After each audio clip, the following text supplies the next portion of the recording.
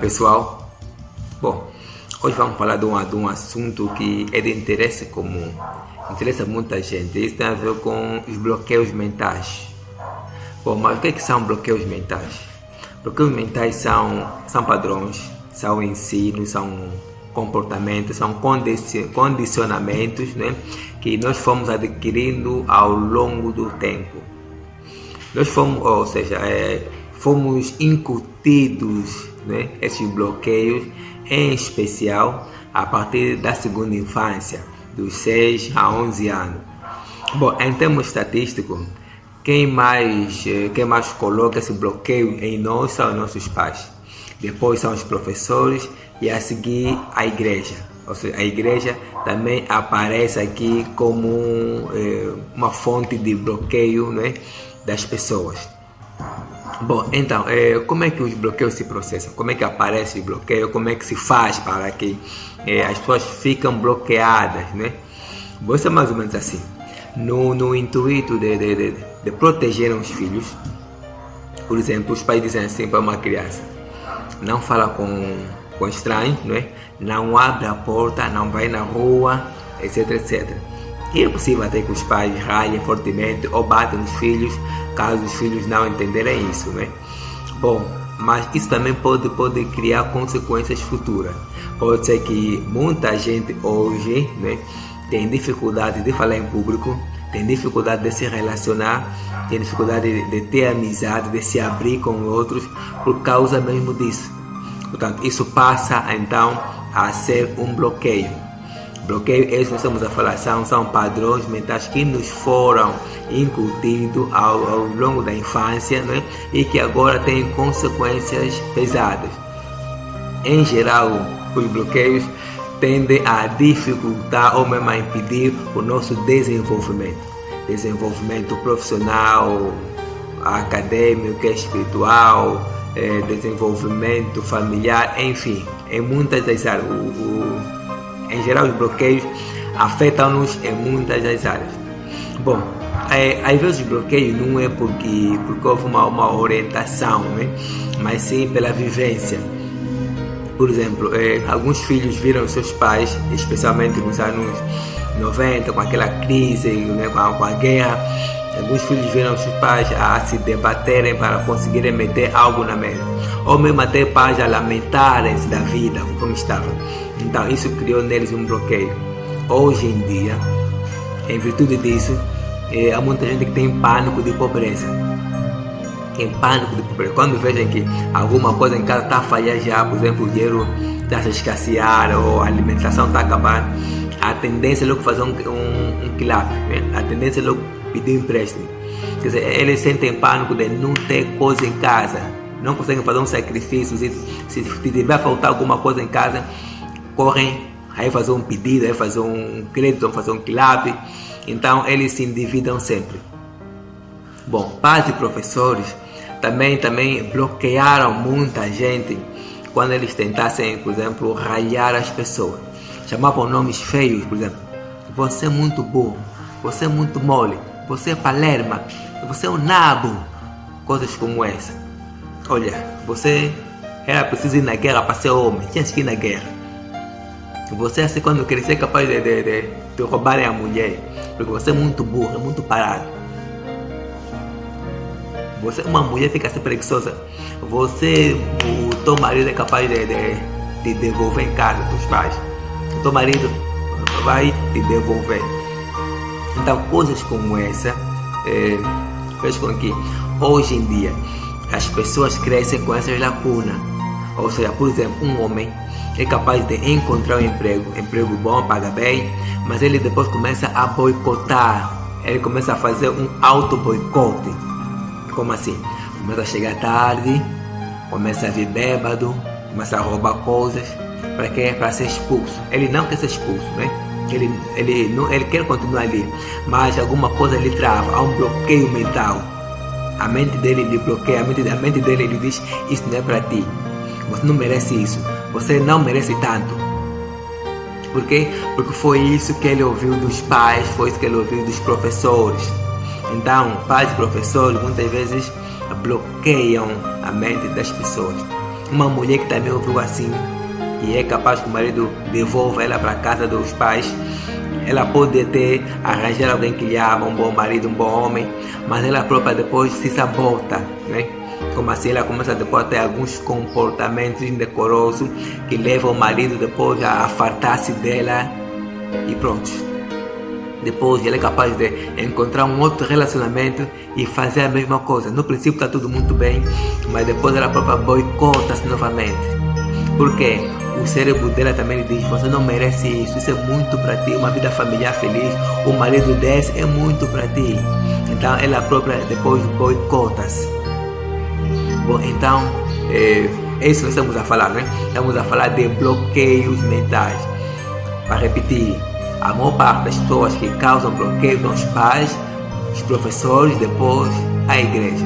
Bloqueios mentais são ensinos, são padrões, são condicionamentos que nos dificultam, que na vida adulta depois atrapalham o nosso desenvolvimento pessoal, profissional, etc, etc. Bom, mas agora, como é que nós podemos nos livrar de um bloqueio? Como é que podemos desbloquear então, né? Bom, isso depende do tipo de bloqueio. Depende do tipo de bloqueio. Se o bloqueio for muito severo, for longo, pesado, então o melhor mesmo é você consultar um psicólogo, ou um psiquiatra, ou um coach. Então é melhor que tenha um acompanhamento. Bom, eu sugiro a você que você procure um terapeuta cognitivo comportamental. Na minha opinião, é a melhor terapia, não é? Em psicologia é a cognitivo comportamental. Bom, existem várias outras, estou a dizer apenas aquilo que é na minha opinião. E também uma coisa que pode resolver muito é a hipnoterapia. Hipnoterapia é terapia por hipnose. Contrário do que muita gente pensa sobre a hipnose, há muita gente muito mais informada sobre a hipnose. Pensa que hipnose tem a ver com feitiçaria, com bruxaria, coisas do gênero.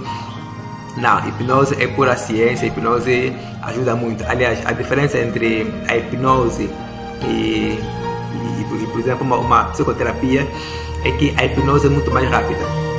A hipnose pode resolver o teu problema no mesmo dia. Bom, em alguns casos leva algumas sessões, né? Mas em geral pode resolver no mesmo dia. A hipnose é mais rápida do que uma psicoterapia. E uma coisa interessante que a hipnose tem é que a hipnose é o mesmo como você, né? Por exemplo, ir à máquina do tempo, né? Voltar no tempo quando aconteceu, por exemplo, bloqueio, e você reeditar aquilo, redefinir novamente, né?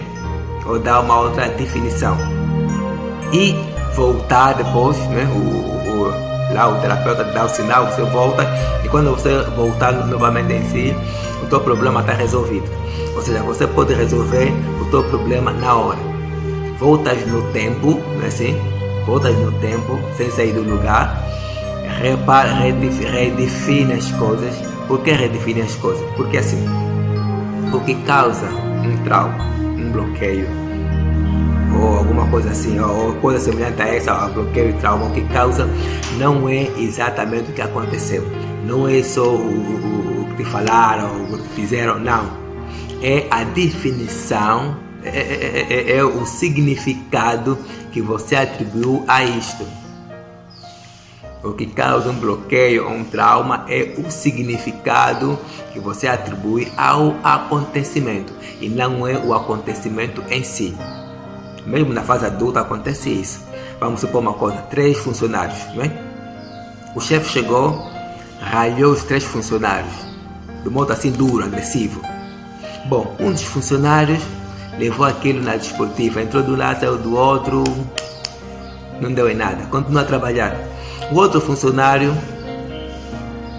a informação chocou-lhe, ele anotou os pontos, vai mudar, assim, mas pronto, continua a trabalhar e sabe que com o tempo, depois aquilo passa e pronto. Mas um terceiro funcionário ficou chocado, ficou ofendido e não admite, ficou falta de respeito, não admite que lhe falam assim, quer logo pedir demissão, quero sair da empresa porque não pode falar assim comigo, eu não sou criança, eu estou aqui há muito tempo, eu blá blá blá blá. Note que os três ouviram a mesma coisa, mas cada um definiu, ou cada um representou, né, ou redefiniu de forma diferente. Então, o mesmo também acontece com as crianças, né? Elas podem ouvir, podem ver, podem presenciar a mesma coisa, mas cada um vai redefinir, cada um vai significar para ela alguma coisa diferente. Ou seja, em três filhos que ouviram a mesma coisa, apenas um pode ficar com um bloqueio, né? Os outros podem até compensar com outras coisas, né? Então, o que causa um bloqueio, um trauma, não é exatamente o que acontece, né? Mas a maneira que se define esse mesmo acontecimento. Bom, então, como é que se resolve o bloqueio, né? Estamos aqui a falar, o bloqueio resolve se for muito severo. O melhor mesmo é procurar um psicólogo, já que sugeri um terapeuta cognitivo comportamental, que na minha opinião é melhor, sugiro isso, ou então uma hipnose, né? É melhor. Bom, agora, se não for tão severo assim, você pode colmatar, né, e lidando com ele. Mas antes deixa me afirmar uma coisa: todos nós temos bloqueios. Todos nós temos bloqueios. Quem não tem bloqueio é perfeito.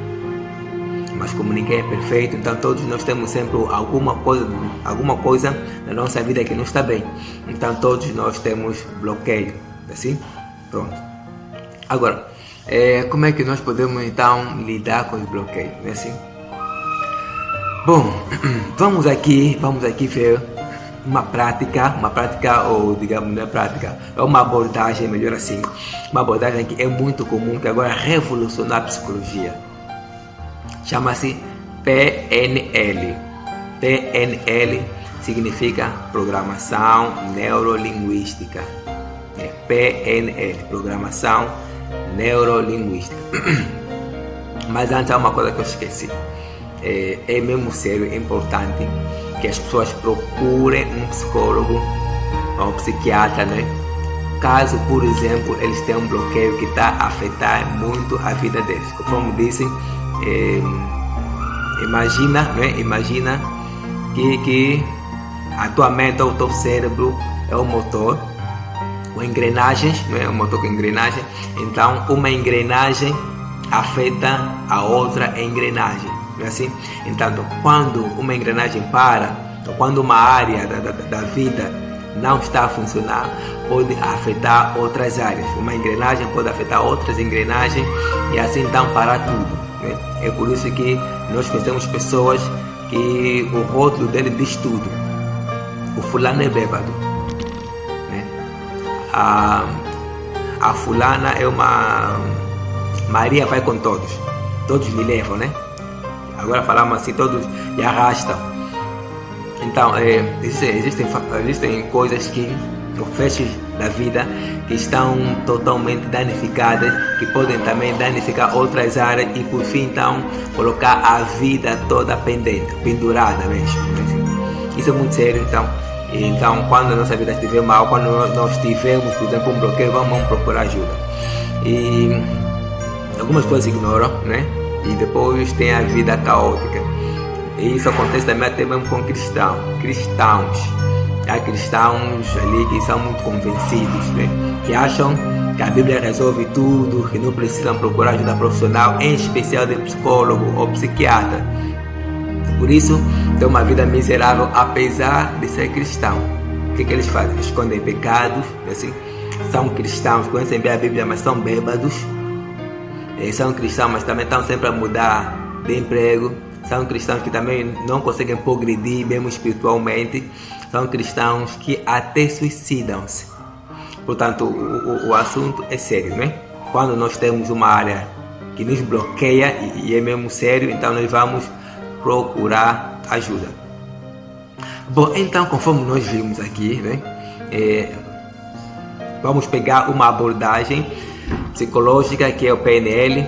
PNL é Programação Neurolinguística. Em termos simples, isso é o quê? Isto é levar o teu cérebro a se comportar conforme você quer.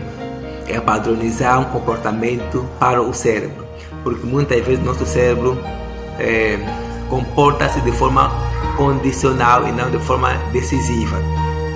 Ou seja, é aquela condição, aquele padrão que nossos pais colocaram em nós, né? Aqueles os padrões errados, muitas vezes, alguns deles errados, que o nosso cérebro funciona só ali. Nós não queremos pensar em alguma coisa, não queremos sentir alguma coisa, mas o nosso cérebro está a nos trazer esse pensamento, o sentimento errado que nós não queremos, não é assim? Então a PNL, Programação Neurolinguística, ajuda-nos a pegar no nosso cérebro e a levá-lo a se comportar conforme nós queremos. Isso é PNL, Programação Neurolinguística.